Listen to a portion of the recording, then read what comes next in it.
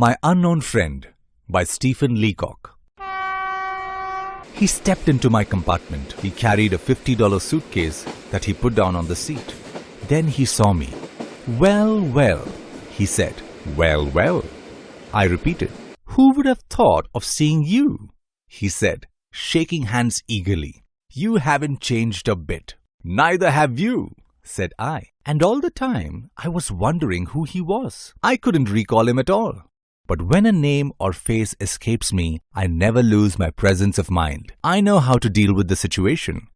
My friend sat down. "It's a long time since we met," he said. "A long time," I repeated.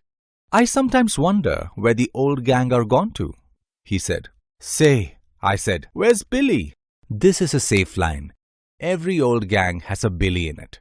"Billy is ranching out in Montana," said my friend. "And where's Pete?" I said. "There's always a Pete too." "Old Pete's quite changed," answered the man. "Why, Pete's married." I started to laugh too.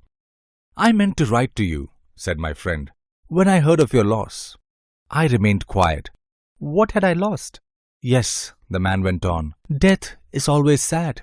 Death! Oh, that was it, was it? I almost hiccuped with joy. That was easy. One has only to sit quiet and wait to find out who is dead. "Yes," I murmured. "Very sad." "Strong and bright to the last, I suppose?" he continued. "Yes," I said. "Able to sit up in bed and smoke within a few days of the end." He looked confused. "Did your grandmother—" "My grandmother! Pardon me," I said. "I mean able to sit up and be smoked to." As I said this, the train slowed down. My friend looked quickly out of the window. His face was agitated. "That's the junction," he said. "I have missed my stop. I should have got out at the last station." He hopped up and fumbled at the lock of the suitcase with a bunch of keys. "I'll have to wire back," he gasped. "Whatever's the matter with this lock?" "My money's in the suitcase." "Don't bother with the lock," I said. "Here's some money." "Thanks," he said, grabbed the entire roll of money out of my hand. He sprang from the train. I saw him through the window moving toward the waiting room, but not very fast.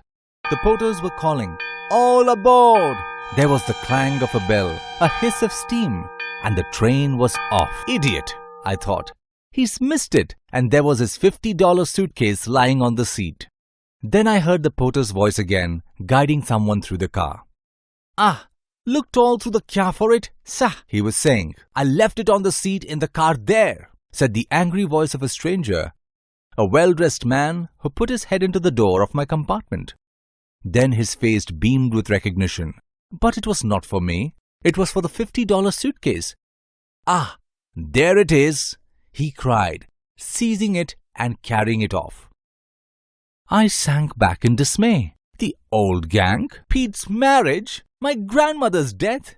Great heavens! And my money! I saw it all. The other man was making talk too, and making it with a purpose. Stung. The next time I fall into talk with a casual stranger in a car, I shall not try to be quite so clever.